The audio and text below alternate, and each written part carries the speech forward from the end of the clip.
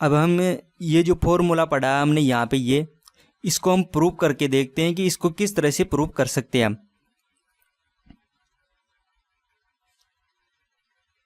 तो हम इसको प्रूव करते हैं यहाँ पे, ये जो फॉर्मूला हमने पढ़ा है केस 12 में, इसको हम यहाँ पे प्रूव करेंगे।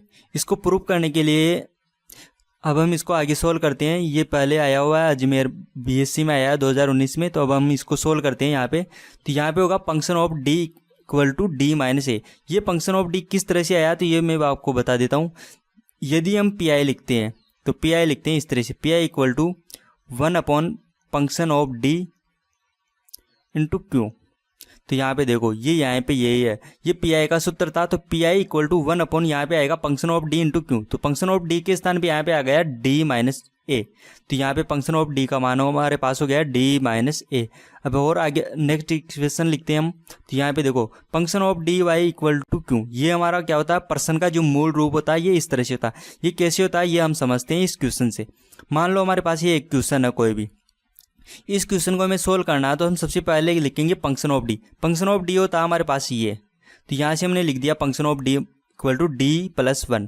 अब डी प्लस 1 का मान हमारे पास फंक्शन ऑफ डी है, तो यहाँ पे लिख सकता हूँ मैं वापस ये मान। यदि मैं ये मान यहाँ पे लिखूंगा तो ये हमारे पास हो जाएगा फंक्शन ऑफ डी, और ये वाई था तो ये वाई ऐसे कैसे आ गया, और ये हमारे पास क्यू का मान है यहाँ पे, तो ये क्यों आ गया इस तरह से। तो हमारे जो पर्सन हो इस तरह से आता है, function of D into Y equal to Q. तो यही है यहाँ पे function of D into Y equal to Q, ये हमारा पर्सन का जो मूल रूप होता है वो होता है। अब यहाँ पे देखो फंक्शन ऑफ डी क्या है हमारे पास, डी माइनस ए। तो हम यहाँ पे डी माइनस ए लिख सकते हैं, तो मैं इसको इस तरह से लिख देता हूँ, D minus A into Y into equal to Q. अब हम इसको सोल्व कर सकते हैं, वाई को मैं अंदर लूँगा तो यहाँ पे आएगा D Y minus A Y equal to Q. तो यहाँ पे देखो इसको हम डी को हम लिखते हैं डी अपॉन डी एक्स, तो ये हो जाएगा D Y upon D X. तो यहाँ पे हो गया D Y upon D X, और ये ए माइनस वाई ऐसे कैसे आ गया पूरा। ये होती है रेखिक अवकल समीकरण, और रेखिक अवकल समीकरण को हम सोल्व कैसे करते हैं तो वो मैं आपको बता देता हूँ। रेखिक अवकल समीकरण इस तरह से होती है, D Y upon D X plus P Y equal to Q. इस तरह से हमने पढ़ा था कि यहाँ पे वाई है तो यहाँ पे भी वाई होनी चाहिए, और ये जो क्यू है ये फंक्शन होना चाहिए एक्स का, और ये पी भी फंक्शन होना चाहिए एक्स का। यहाँ पे भी इसी तरह का है, यहाँ पे D Y upon D X है, वाई का एक पद है, और ये क्यों तो फंक्शन होता है एक्स का, और यहाँ पे तो एक्स की पावर 0 है, एक्स तो है ही नहीं यहाँ पे तो कांस्टेंट आ गया। तो हम इसके अंदर सबसे पहले हल करने के लिए आई एफ निकालते हैं, इंटीग्रेटिव फैक्टर। वो होता है इस तरह से e की पावर पी डी एक्स, यहाँ पे जो भी आता है वाई की गुणा में उसका हम इंटीग्रेशन करते हैं एक्स के सापेक्ष। तो यहाँ पे भी हम आई एफ लिखेंगे, ये आ गया ई की पावर, यहाँ पे वाई की गुणा में माइनस ए था तो माइनस ए, और एक्स के सापेक्ष इसका करेंगे इंटीग्रेशन, तो ये आ जाएगा ई की पावर माइनस ए एक्स। अब जो इसका हल होता है वो हल होता है इस तरह से, Y into I F equal to integration I F into Q, इसका इंटीग्रेशन करते हैं हम एक्स के सापेक्ष। तो यह आता है हमारे पास इसका हल, और प्लस में आता है एक कांस्टेंट सी।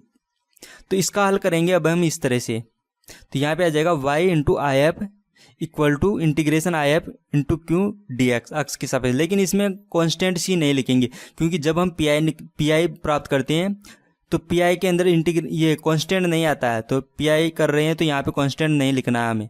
तो इसको आगे सोल्व करेंगे हम, यहाँ पे तो आई एफ का मान रख देंगे हम, यहाँ पे भी आई एफ का मान रख दिया, यहाँ पे भी आई एफ का मान रख दिया। अब यहाँ से देखो ई की पावर माइनस ए एक्स है, तो ई की पावर माइनस ए एक्स से गुणा, यहाँ पे ई की पावर प्लस ए एक्स से मैं इसको गुणा कर दूँ तो ये यहाँ से हट जाएगा, या आप इसको ऐसे समझ सकते हो कि मैं इसको इस तरफ ले आऊँ, तो ये पावर है माइनस में है तो इधर आती प्लस में हो जाएगी।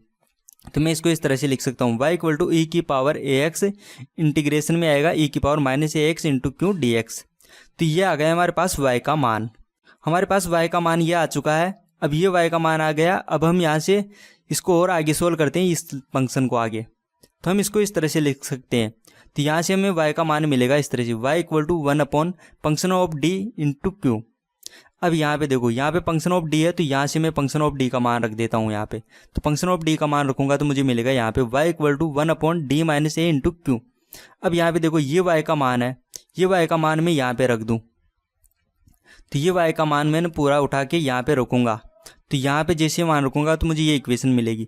जहाँ y था वहाँ पे मैंने लिख दिया 1/d - a × q, और ये y का मान था तो ये आगे ऐसे कैसे आ गया। और ये हमें प्रूव करना था, यही था हमारा सूत्र। तो ये हमने सूत्र प्राप्त कर लिया है, हमने देख लिया है कि इसको किस तरह से हम प्रूव कर सकते हैं।